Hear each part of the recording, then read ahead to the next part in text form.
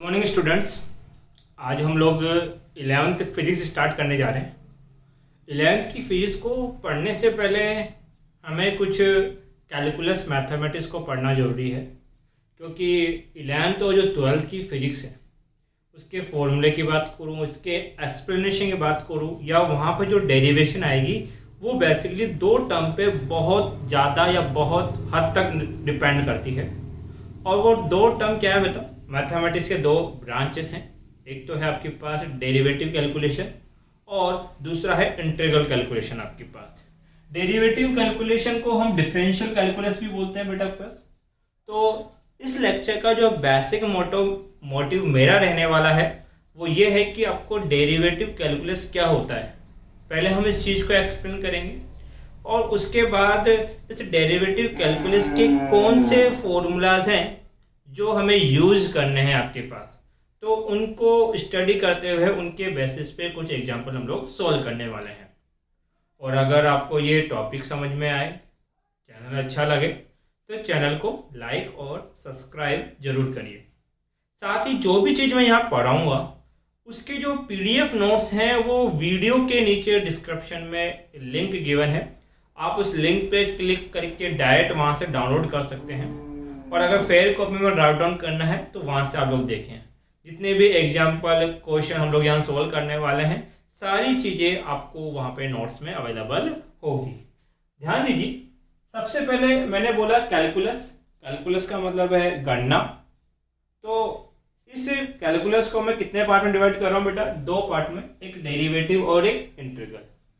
अब derivative integral से थोड़ा बहुत इंट्रोडक्शन आपने किया है, 9th में किया हो या 10th में किया हो। डेरिवेटिव का जो बेसिक मीनिंग है, इंटीग्रल को आज मैं नहीं पढ़ाऊंगा, मैं किसको पढ़ाऊंगा बेटा? आज केवल डेरिवेटिव को। इंटीग्रल के लिए हम अलग से लेक्चर में बात करने वाले हैं पास।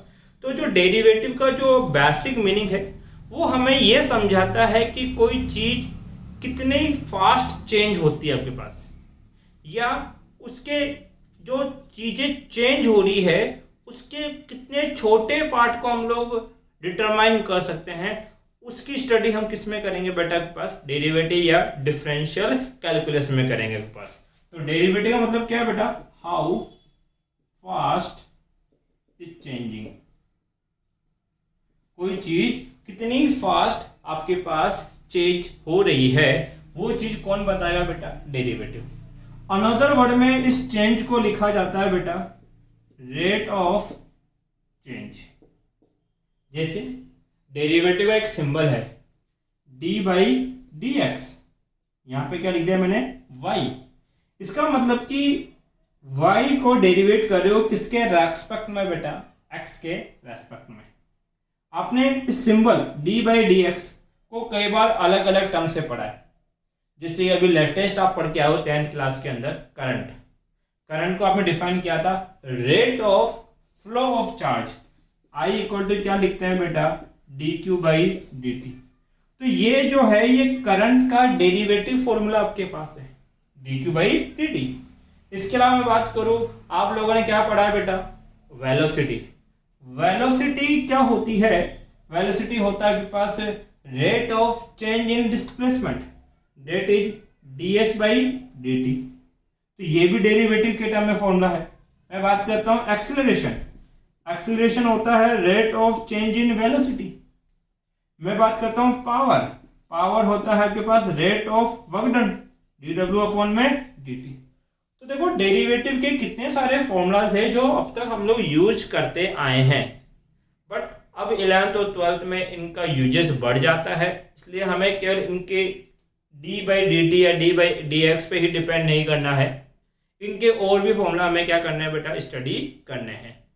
अब मैं आपको एक लाइव एग्जांपल देता हूं, जनरल एग्जांपल, जो समझ में आता है कि हाँ डेरिवेटिव का इंपॉर्टेंस क्या है। देखो, करंट को ऐसे भी लिखते हैं dq/dt, और करंट को ऐसे भी लिखते हैं बेटा del q अपॉन में डेल्टा t। यहां पे डेल है और यहां पे d है, दोनों में एक छोटा सा चेंजेस है। d का मतलब है बहुत स्मॉल चेंज, तो ये तो हो गया पास स्मॉल चेंज, लिटिल बिट, और ये होता है केवल चेंज। अगर मैं ये बोलूँ कि एक वैल्यू है 4 और दूसरी वैल्यू है 2, तो 4 और 2 में कितने का चेंजेस है? 2 का चेंजेस है। 4 माइनस 2 क्या लिखा जाएगा? 2। जैसे डेल क्यू का आप क्या लिखते थे बेटा? Q2 minus Q1। और डेल्टा टी को क्या लिखते हैं बेटा? T2 minus T1। तो जब ये चेंजेस एक बड़ी क्वांटिटी है तब तो हम डेल से काम चला लेते हैं। बट अगर ये चेंजेस बहुत छोटा हो, जैसे मैं बात करूं 4.001 माइनस 4.000, अब बताओ इन दोनों क्वांटिटी में कितने का चेंज आया? 0.001। एक स्मॉल चेंजेस है। तो जब बहुत ज्यादा स्मॉल चेंज के बारे में आप स्टडी करोगे तब आप किसको काम में लोगे बेटा? डेरिवेटिव को काम में लोगे। तो ये आप कंसिडरेशन कर रहे हो। चलो एक इसका मैं एग्जांपल देता हूं कि डेरिवेटिव को किस तरीके से हम लोग फील कर सकते हैं। फिजिक्स की बहुत अच्छी बात है और बेसिकली 11th फिजिक्स जो फील होती है, बेसिकली आपकी 11th की फिजिक्स में जितने भी टॉपिक डाले गए ना वो जेन्युइन लाइफ में कहीं ना कहीं काम में आते हैं। तो वो जब तक आप उसका फील नहीं पकड़ोगे ना फिजिक्स को पढ़ने का मजा नहीं आएगा। और मैं कोशिश यही करूंगा कि आपको वो फील एक्सप्लेन कर सकूं।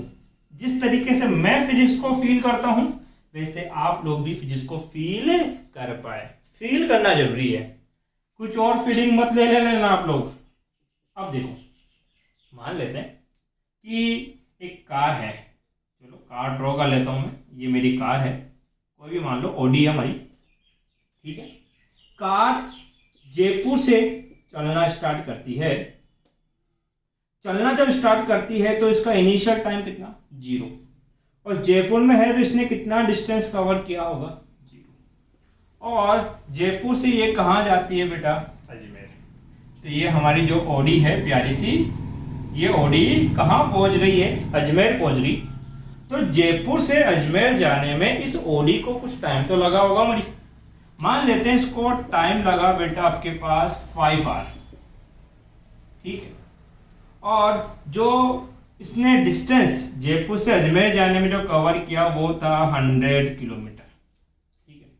तो क्या आप मुझे बता सकते हो कि जयपुर से अजमेर जाने में इस गाड़ी की एवरेज स्पीड क्या रही होगी, या हम बोले एवरेज वेलोसिटी क्या होगी? तो आपको पता है फॉर्मूला, एवरेज वेलोसिटी क्या होता है बेटा? Change in displacement upon change in time. जो एवरेज वेलोसिटी है वो रेशियो है change in displacement upon change in time का। अब चेंज इन डिस्प्लेसमेंट को लिखते हैं डेल एस और चेंज इन टाइम को लिखा जाता है डेल टी। डेल एस का मतलब क्या बेटा? S2 माइनस S1 और डेल्टा टी का मतलब क्या? T2 minus T1। क्लियर? अब S2 माइनस S1 क्या है? S1 इनिशियल है और S2 फाइनल है। तो ये T1, ये S1, ये T2 और ये कितना हो गया? S2। S2 की वैल्यू कितनी है बेटा? 100। S1 कितना है? 0। T2 कितना है? 5 और T1 कितना है बेटा? 0। तो 100/5 कितना बेटा? 20 किलोमीटर पर आवर।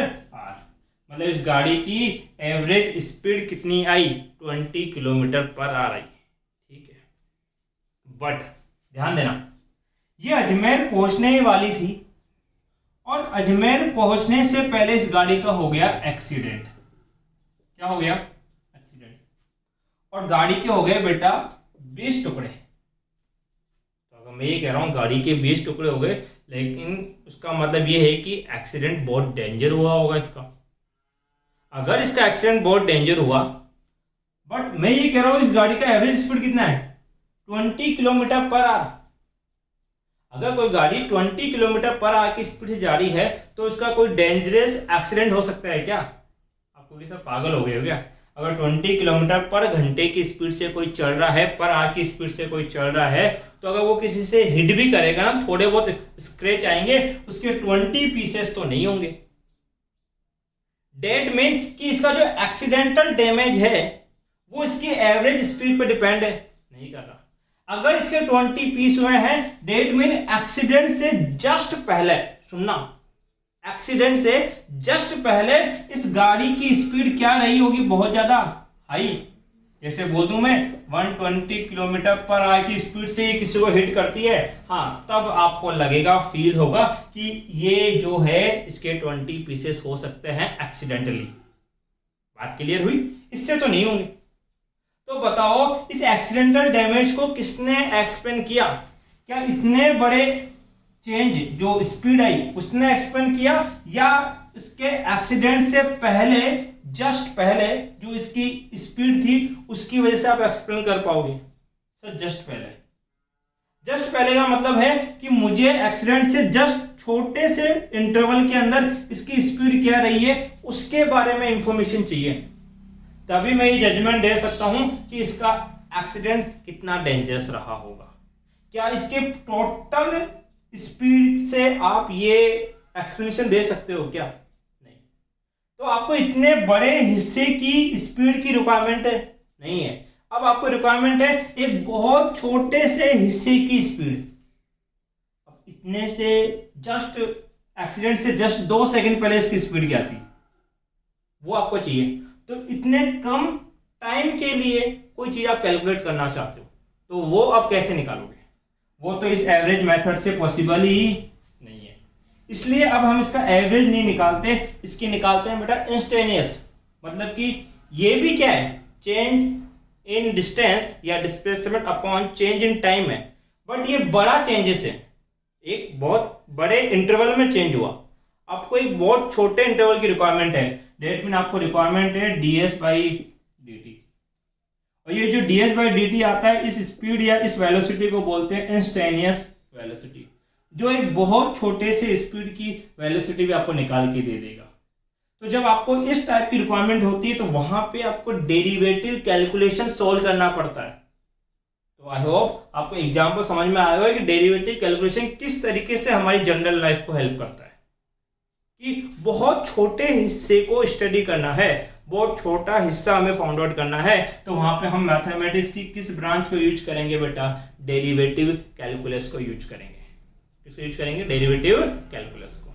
तो इसका यूजेस भी यही है कि जो एक बहुत बड़े हिस्से को, ये बहुत बड़ा एवरेज स्पीड का टाइम इंटरवल था, इसके एक छोटे से हिस्से में कट करना है, एक छोटे से हिस्से की इंफॉर्मेशन चाहिए, तो वहां पे हम किसको यूज करेंगे? Derivative calculus. तो ये तो मैंने एक जनरल एग्जांपल दिया। ये एग्जांपल कोई नहीं पूछेगा, बस आपको फील पकड़ना है कि कहां इसकी रिक्वायरमेंट है। जैसे कि रेट हर जगह आती है। अब ऐसा नहीं कि फिजिक्स में रेट आएगी, स्पोर्ट्स में भी रेट होती है। क्रिकेट आप लोग सब देखते हैं बेटा, तो क्रिकेट में क्या चलता है? Run rate. और वो रन रेट क्या बताता है आपको कि एक ओवर में एवरेजली एक ओवर में क्या रन का स्कोर चल रहा है, वही तो आपको रन रेट बताएगा। तो वहां पे भी आपके पास अगर बहुत छोटे से हिस्से का रन रेट चाहिए तो हम डेरिवेटिव कैलकुलस को यूज में लेंगे। अब डायरेक्ट हमारे काम की बात पे आते हैं। तो काम की बात क्या है, सुनिए। डेरिवेटिव को किस तरीके से रिप्रेजेंट करते हैं? मान लेते हैं कि y कोई फंक्शन है जो कि x पे डिपेंड करता है। y कोई फंक्शन है जो किस पे डिपेंड करता है बेटा? x। अब जैसे जैसे आप x में चेंज करोगे तो इस y की वैल्यू में भी क्या होंगे? चेंज। मान लेते हैं x में हमने एक बहुत छोटा चेंज किया, डेल x का क्या कर दिया बेटा? इंक्रीमेंट। x की वैल्यू को कितना बढ़ा दिया? डेल x तक बढ़ा दिया। तो इस y की वैल्यू भी कितनी बढ़ जाएगी बेटा? डेल y बढ़ जाएगी। कितनी बढ़ जाएगी? Del y। तो हम ऐसा बोले कि बताओ y में x के रेस्पेक्ट में कितना चेंज आया, तो आप क्या निकालोगे बेटा? Rate of change. क्या निकालोगे? Rate of change. और रेट ऑफ चेंज कैसे निकालेंगे बेटा आप लोग? डेल y अपॉन में डेल x। अगर मैं ये बोलूं कि ये जो रेट ऑफ चेंज है ये तो अभी डेल में, अगर ये डेल x में जो चेंज है वो बहुत छोटा है, बहुत क्या है? छोटा, और इतना छोटा है कि इसको अप्रोक्सीमेट कितना मान सकते हो? 0। मतलब कि आपने डेल एक्स को बाउंड कर दिया, लिमिट कर दिया कि वो लगभग लगभग अप्रोक्सीमेटली किसके बराबर है, जीरो के बराबर है। अगर ये चीज जीरो के बराबर है तो आप क्या लिख पाओगे इस चीज को, इसको लिखोगे सर लिमिट किया मैंने, किसको लिमिट किया, डेल एक्स को, जो कि लगभग किसके बराबर है, जीरो के। तो इसका फॉर्मूला बनेगा del Y by del X को आप क्या लिख दोगे बेटा, D Y by D X. मतलब कि अब जो रेट ऑफ चेंज है वो किस में कन्वर्ट हो गया बेटा, डेरिवेटिव फॉर्म के अंदर कन्वर्ट हो गया, या डिफरेंशियल फॉर्म के अंदर क्या हो गया, कन्वर्ट हो गया। तो ये इस तरीके से हम लोग मैथमेटिकली किसी भी चेंज को उसके डिफरेंशियल फॉर्म में कन्वर्ट कर सकते हैं। तो ये इसका डिफरेंशियल फॉर्म है। तो डिफरेंशियल फॉर्म क्या है बेटा, D Y by D X. Y को डिफरेंशिएट कर रहे हो किसके रेस्पेक्ट में, एक्स के रेस्पेक्ट में। अब इसके कुछ फॉर्मूलास हैं और वही फॉर्मूला हमको क्या करना है बेटा, स्टडी करने हैं। एक मिनट बेटा, देखो यहां से आपके काम की चीज शुरू होती है। अब तक क्या हम लोग कहानी सुन रहे थे, जो चीज अब आप आगे आपके मैथमेटिकली काम में आएगी वो चीज देखिए। फॉर्मूला नंबर फर्स्ट कि y एक फंक्शन है जो कि किसके बराबर है बेटा, कांस्टेंट के बराबर है। किसके बराबर बेटा, कांस्टेंट। अब इसको डिफरेंशिएट करना है, मतलब कि क्या निकालना है, D Y by D x.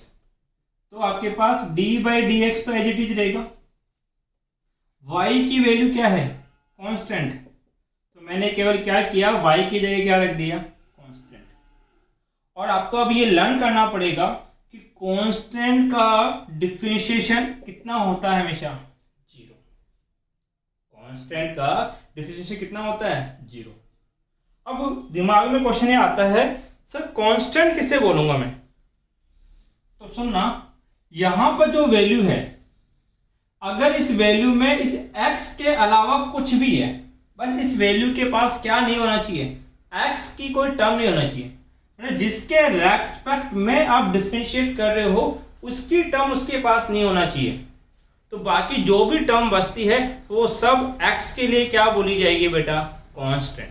क्या बोली जाएगी, कांस्टेंट। जैसे मैंने बोल दिया, मान लेते हैं, एग्जांपल लेता हूं, d by D x of A square. तो एक चीज बताओ, x के रेस्पेक्ट में किसको सोल्व कर रहे हो, ए स्क्वायर को।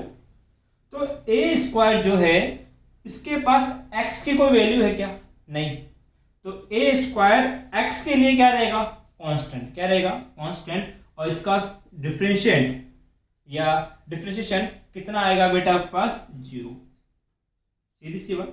जैसे एग्जांपल लेता हूं, d by D x of कितना लिखा हो, 45। तो 45 में x है क्या, नहीं है। तो 45 का डिफरेंशिएशन कितना आएगा बेटा, जीरो। अगर मैंने एग्जांपल लिया d by D x of pi, तो पाई में x है क्या, नहीं है। तो इसका डिफरेंशिएशन भी कितना होगा बेटा, जीरो। तो आई होप पहला फॉर्मूला याद हो जाएगा कि कांस्टेंट का डिफरेंशिएशन कितना होता है, जीरो। भूलना नहीं है। आज केवल 5 फॉर्मूलाज की मैं प्रैक्टिस कराऊंगा, वो पांचों फॉर्मूला आगे तक काम में आते हैं, तो उनको याद रखना। पहला फॉर्मूला आपने याद रखा, d by D x of constant कितना होता है बेटा, जीरो होता है। एक बार टीपू सुल्तान की तरह इसको टीप लो और अपनी रफ कॉपी में लिख लो या स्क्रीनशॉट ले लो। ले लिया स्क्रीनशॉट, दम मारो दम।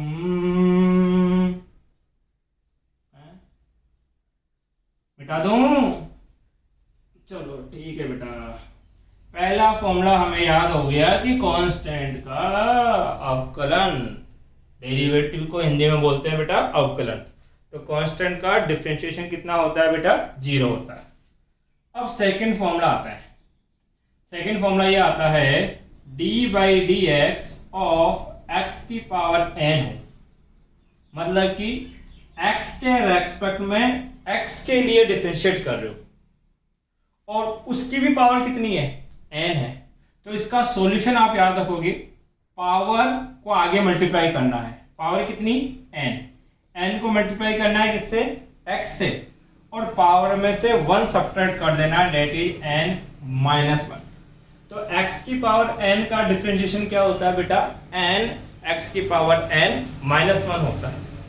अब इसको कैसे याद रखेंगे हम लोग, एग्जांपल लेता हूं, d by D x of x की पावर 4 सोल्व करो, d by D x of x की पावर 4, तो इसका सॉल्यूशन क्या होगा, इसका सॉल्यूशन होगा कि 4 आगे आ जाएगा मल्टीप्लाई में, 4 कहाँ आ गया बेटा, आगे, और इस 4 में से 1 क्या कर देना है, सब्ट्रैक्ट, टोटल कितना हो जाएगा 4x³ आपके पास, क्लियर। और एग्जांपल, अगर d by D S of x की पावर -4 होता तो क्या करते सर, कुछ नहीं, पावर कितनी है -4, अरे पावर कितनी -4, पावर को कहाँ ले लेना है, आगे, -4 आगे x, और पावर में से कितना सब्ट्रैक्ट करना है 1, -4 में से 1 सब्ट्रैक्ट करो, ये लो। अब -4 तो एज इट इज, -4 -1 कितना हो जाएगा बेटा, -5, हमारा आंसर हो गया, सॉरी गलती, माफी चाहो, x की पावर कितनी बेटा -5।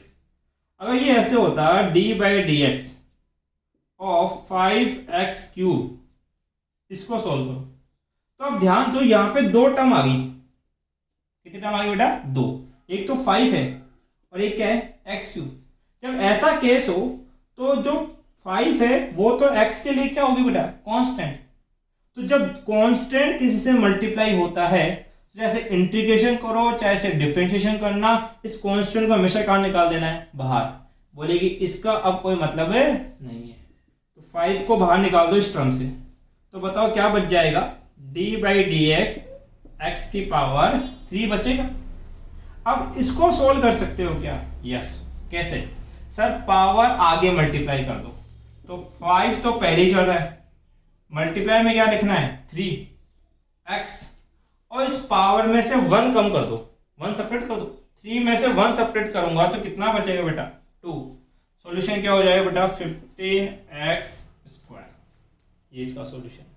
ये तीनों क्वेश्चन कर लें तो हमने सेकंड फॉर्मूला पढ़ा, d by D x of x की पावर n क्या होता है, n x की पावर n -1 होता है, क्लियर।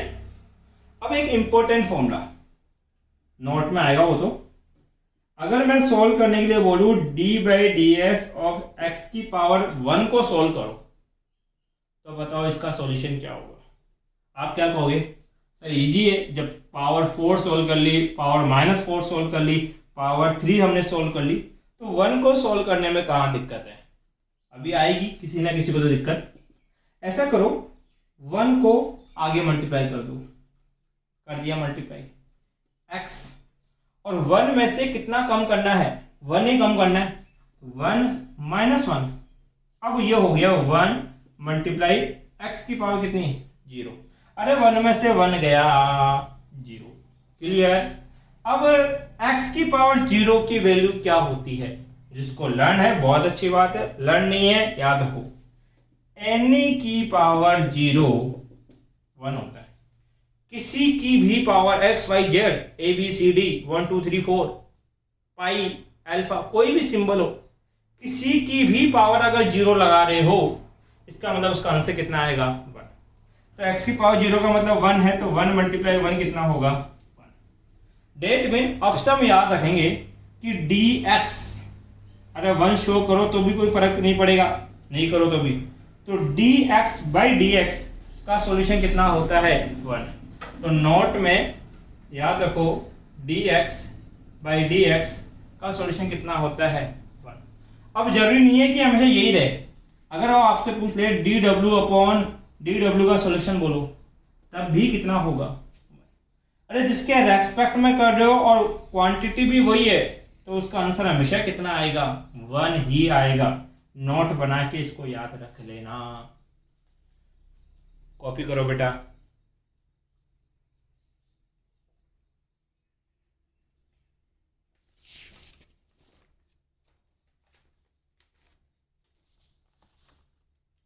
ठीक है, देखो अब तक केवल हम लोग एक एक क्वांटिटी पे चल रहे थे, अगर आपके पास 2 या 2 से ज्यादा क्वांटिटी को ऐड क्या सब्ट्रैक्ट किया जाए, तब डिफरेंशिएशन के क्या फॉर्मूला होते हैं वो हमें स्टडी करने हैं। देखो किस तरीके से स्टडी करेंगे हम लोग।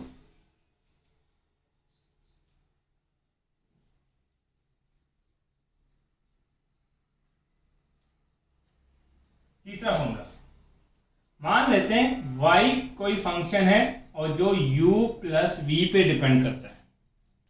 अब यहाँ पे मैं दो क्वांटिटी ले रहा हूँ, दो से ज़्यादा का सम भी हो सकता है, दो से ज़्यादा का सब्ट्रैक्शन भी हो सकता है। प्लस माइनस का मतलब है मैं सब्ट्रैक्शन भी समझा रहा हूँ और एडिशन भी एक्सप्लेन कर रहा हूँ। जहाँ u और v, u and v are function of x, इसका मतलब समझ लो कि u और जो मेरा v है, इन दोनों के अंदर x की कोई वैल्यू है। u और v के अंदर किसकी वैल्यू है? x की वैल्यू है। और अब आपको इसको डेरिवेटिव करना है, that is dy by dx करना है। तो कितना होगा? d बाई डी एक्स तो एज इट इज, और ये क्या है? y, और y की वैल्यू क्या है बेटा? u plus minus of v आपके पास है। तो इसको क्या लिखेंगे लोग? इसका सॉल्यूशन होगा बेटा d बाई डी एक्स। एक बार u को डेरिवेटिव कर लो या u को डिफरेंशिएट कर लो, फिर plus minus d by D x of v। इसका एग्जाम्पल करो, अभी चीजें समझ में आएगी बेटा आपके पास।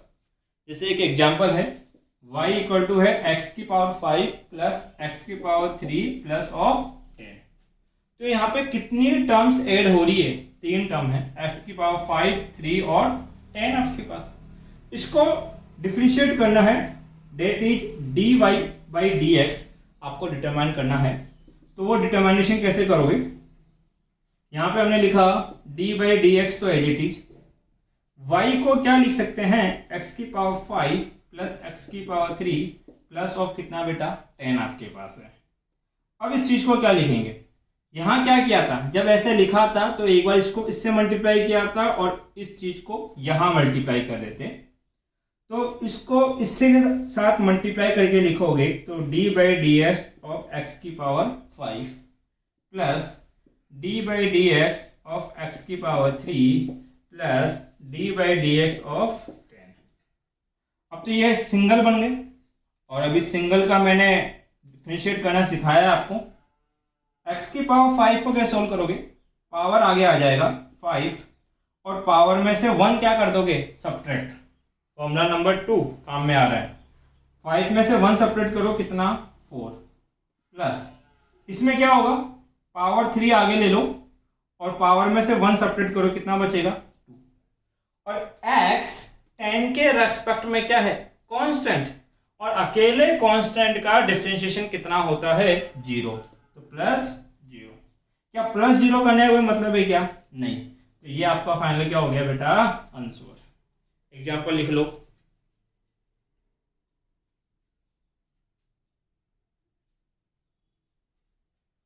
लिख लिया बेटा एग्जाम्पल? मिटा दूं? पहले मैं फॉर्मूला लिख देता हूं 2 के सम का। क्वेश्चन नंबर 3, अगर y इक्वल टू क्या दे रखा है बेटा? u plus minus of v, तो dy बाई डी एक्स क्या होगा? du अपॉन में dx plus minus dv upon में dx। हो गया? ठीक है। अब इसका एक बहुत अच्छा क्वेश्चन बताता हूँ जिसमें अलग अलग टाइप की मैथमेटिक्स आपकी यूज में होने वाली है। तो अगर आपका ध्यान कहीं भटक रहा है तो उसको दोबारा फोकस कर लेना बेटा। यहाँ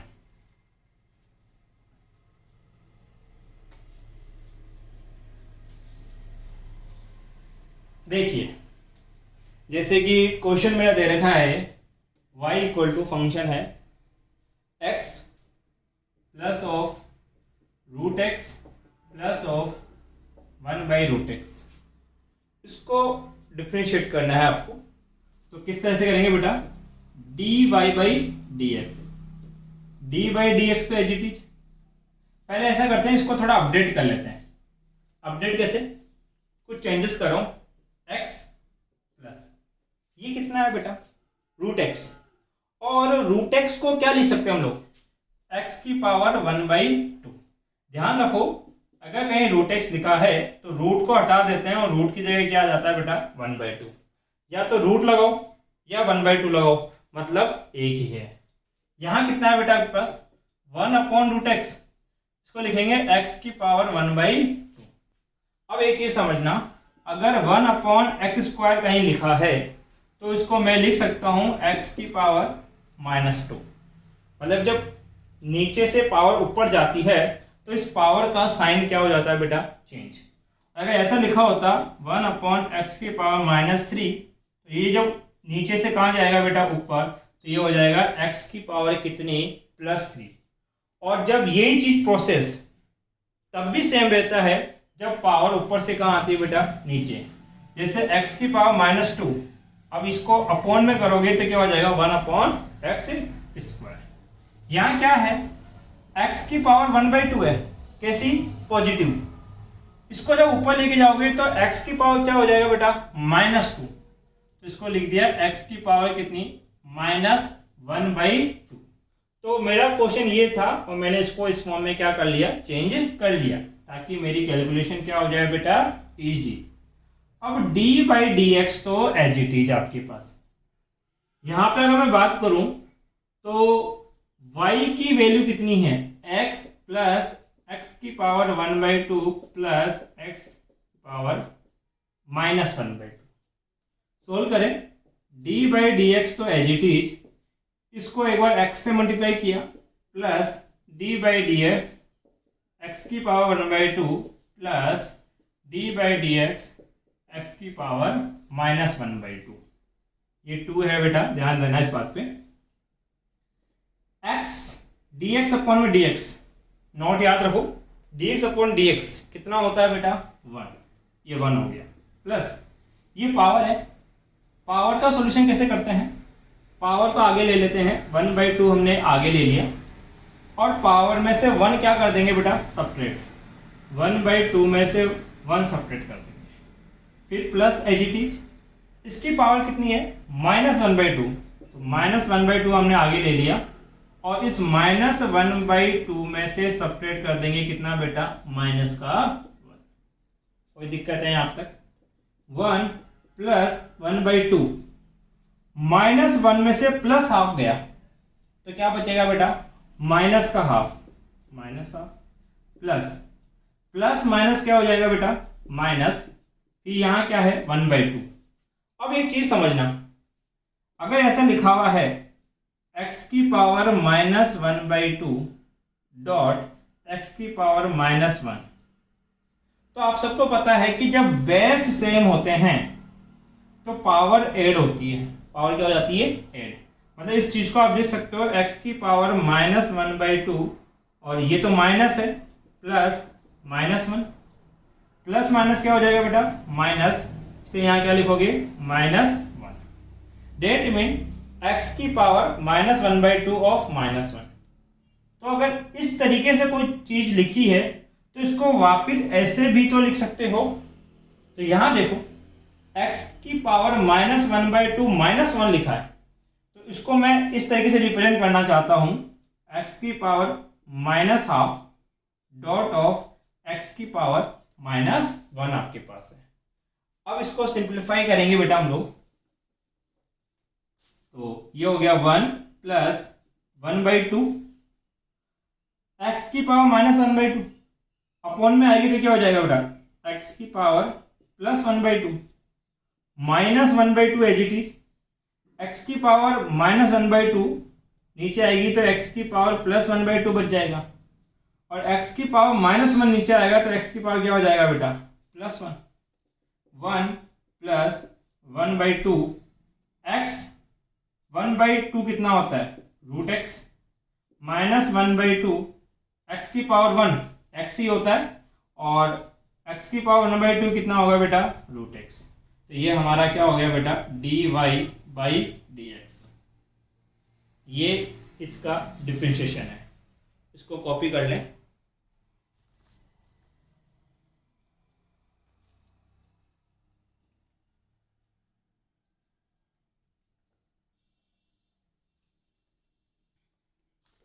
हो गया, रफ कर दो बेटा।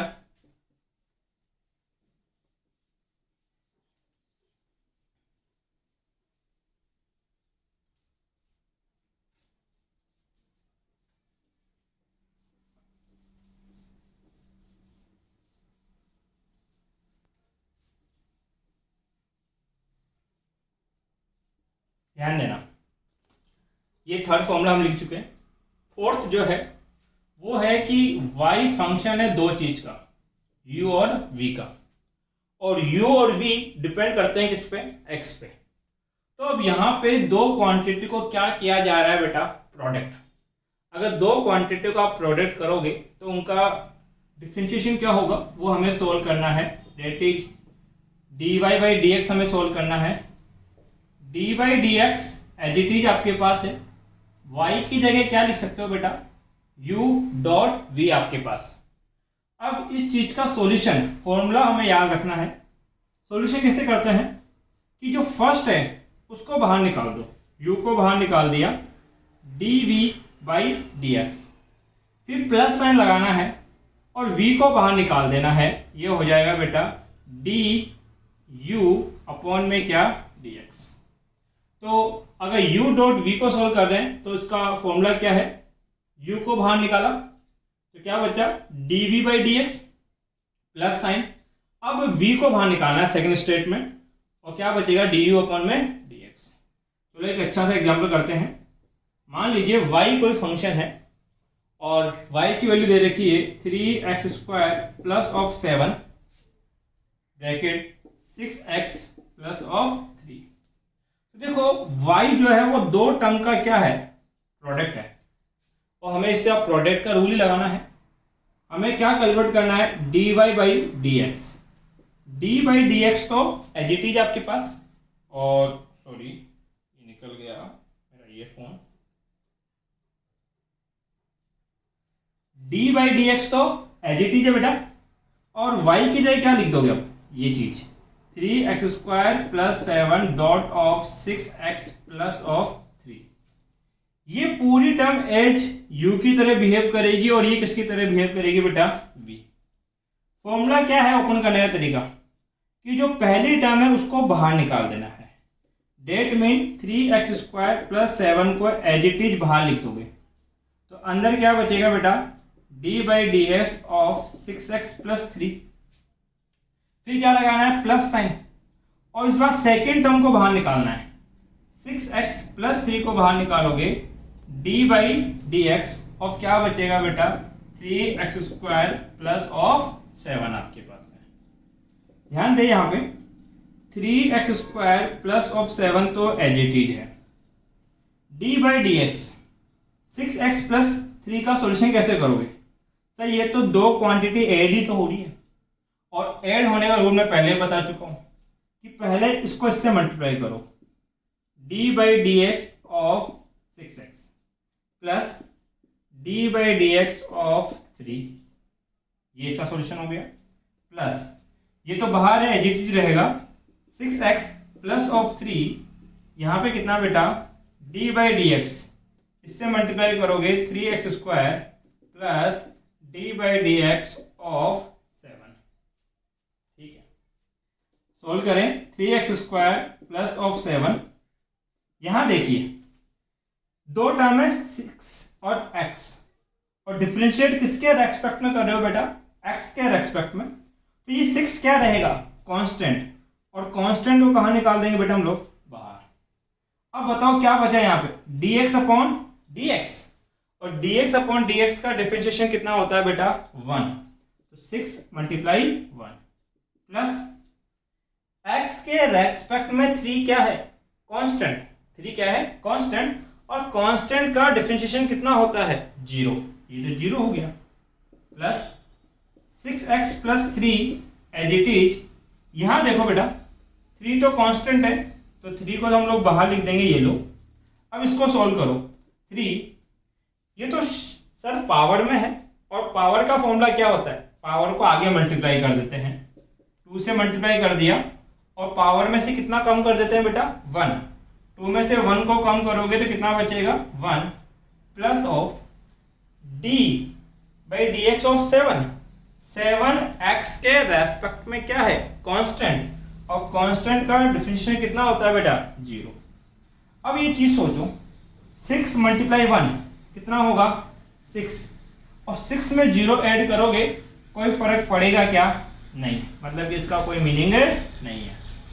3 मल्टीप्लाई 2 कितना होगा बेटा 6, ये 6 है, x की पावर 1 x ही होता है, और इसमें 0 ऐड करो या मत करो कोई फर्क नहीं पड़ता। अब क्या करना है, इस 6 को इस पूरी टर्म से मल्टीप्लाई करना है, तो 6 3 जा 18x² प्लस 6 7 जा 42 plus 6x multiply 6x, 6 multiply 6 36, x multiply x² 6x को मल्टीप्लाई करो 3 से, तो ये हो जाएगा बेटा 18x।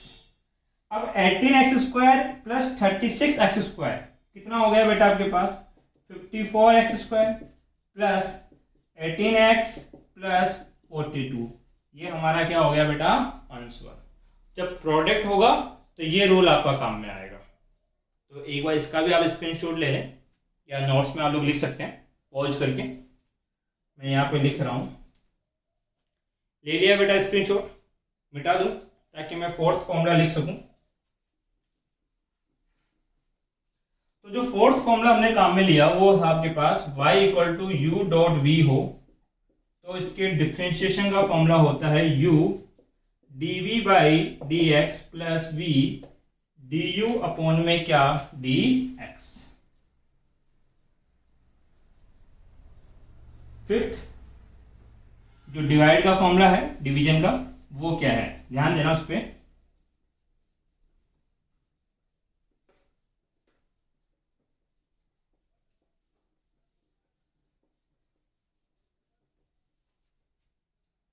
मान लेते हैं बेटा y इक्वल टू है u डॉट v, तो यहां पे दो फंक्शन आपस में क्या हो रहे हैं बेटा डिवाइड हो रहे हैं, तो इसका डिफरेंशिएट का फॉर्मूला क्या होता है dy by D X, D by D X तो एज इट इज, और y को क्या लिख सकते हैं बेटा u डॉट v।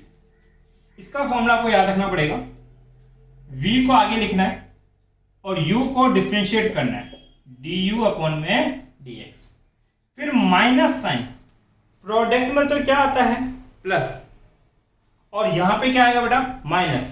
पर ध्यान रखना जब डिवाइड करते हैं तो जो नीचे वाला पार्ट है वो पहले लिखा जाएगा। बच्चे कई बार गलती कर देते हैं कि ऊपर वाले पार्ट को पहले लिख देते हैं, नहीं, नीचे वाला पार्ट पहले आएगा आपके पास माइनस। अब क्या करना है, u को बाहर लिखना है और v को डिफरेंशिएट करना है dv अपॉन में dx डिवाइड बाई। अब जो नीचे वाला पार्ट है इसका क्या कर देना बेटा स्क्वायर, ये इसका क्या बना फॉर्मूला। अब देखो अभी मैं केवल मैथमेटिक एनालिसिस पढ़ा रहा हूं, तो मैं यहाँ पे आपको फॉर्मूले प्रूफ करना नहीं सिखा रहा, फॉर्मूला कैसे आया वो भी नहीं बताऊंगा। मैं केवल आपको ये बताना चाहता हूँ कि अगर ये फॉर्मूला हमारे फिजिक्स में आएगा तो हम लोग कैसे यूज करने वाले हैं, तो किस टाइप से यूज होगा वो यूजेस आपको सीखना है। जैसे जो मैं एग्जाम्पल बता रहा हूँ वहां पे कैसे अप्लाई होता है आपके पास। मान लेते हैं कोई एग्जाम्पल हम लोग ले लेते हैं, जैसे कि मेरे पास एग्जाम्पल है y equal to X square plus 1 upon में x माइनस 2। ठीक है, सोल्व करते हैं dy by D X, D by D X तो एज इट इज, y की वैल्यू कितनी है X square plus 1 x minus 2। अब इसका सॉल्यूशन क्या होगा, सॉल्यूशन ये होगा कि इसको पहले बाहर लिखेंगे, x माइनस 2 को बाहर लिखेंगे और इसको डिफ्रेंशिएट कर देंगे, that mean x square plus 1, फिर माइनस साइन लगाएंगे। अब इसको बाहर लिखेंगे एक्स स्क्वायर प्लस 1 और नीचे वाले को डिफ्रेंशिएट कर देंगे D by D x x minus 2 divide by, नीचे वाले का क्या करेंगे बेटा आपके पास स्क्वायर। सोल्व करो x माइनस 2। अब मैं बार बार ओपन नहीं करूंगा, आप डायरेक्ट भी डिफरेंशिएट कर सकते हो, इतना सीख चुके होंगे आप लोग। एक्स स्क्वायर का डिफरेंशिएशन बोलो सर, पावर आगे और पावर में से 1 कम करना है, 2 में से 1 कम करोगे 1। ठीक है, ये 1 जो है वो इस x के रेस्पेक्ट में क्या रहेगी कांस्टेंट, इसलिए इसका डिफरेंशिएशन कितना होगा 0। डायरेक्ट सोल्व हो गया ना, 2 स्टेप कम हो गई आपकी। माइनस एक्स स्क्वायर प्लस 1, यहां देखो x को x के रेस्पेक्ट में मतलब dx अपॉन dx बनेगा, और dx अपॉन dx कितना होता है बेटा 1। ये 2 इस x के रेस्पेक्ट में क्या रहेगा बेटा कांस्टेंट, और कांस्टेंट का डिफरेंशिएशन कितना होता है बेटा 0। अपॉन एक्स माइनस 2 का स्क्वायर। अब बताओ बेटा, प्लस 0 का कोई मीनिंग है क्या? नहीं, हटा दो। माइनस 0 का कोई मीनिंग है क्या? नहीं, ठीक है। 2x की पावर 1 का मतलब क्या है? ये 2x ही तो है। अब ये 2x इससे मल्टीप्लाई करना है। 2x को x से मल्टीप्लाई करोगे 2x स्क्वायर, 2x को माइनस 2 से मल्टीप्लाई करोगे माइनस के 4x। यहां 1 से मल्टीप्लाई करना है, कोई फर्क नहीं पड़ता, बट साथ में माइनस साइन भी ओपन करना है। तो माइनस को एक्स स्क्वायर से मल्टीप्लाई किया माइनस एक्स स्क्वायर, माइनस को 1 से मल्टीप्लाई किया माइनस 1 अपॉन में एक्स माइनस 2 का स्क्वायर। बात समझ में आई? सॉल्व करो इसको बेटा। तो 2x स्क्वायर में से 1x स्क्वायर सेपरेट करोगे एक्स स्क्वायर, माइनस 4x में से माइनस 4x माइनस 1 अपॉन में x माइनस 2 का स्क्वायर। ये हमारा इसका क्या हो गया बेटा? सॉल्यूशन। तो आज ओनली हमने डेरिवेटिव के डिफरेंशिएशन के केवल 5 फॉर्मूला को स्टडी किया और उनको सीखा है।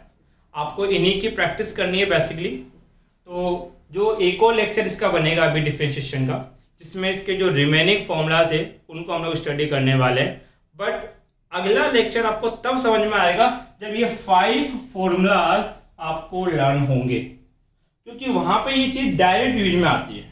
देखो, जैसे आपको समझ में आ रहा है कि जब मैं डिफरेंशिएशन का डिवीजन सोल्व कर रहा हूं तो कांस्टेंट का फॉर्मूला, एक्स की पावर n का फॉर्मूला, एडिशन सब्ट्रैक्शन का फॉर्मूला हर बार यूज में आ रहा है आपके पास। तो ये चीजें रेगुलरली जब आप प्रैक्टिस करोगे तो आपको बेटा समझ में आने लगेगी। फिर भी अगर इस टॉपिक से रिलेटेड आपका कोई डाउट रहता है तो आप मेरे से कमेंट बॉक्स में पूछ सकते हो। थैंक यू बेटा।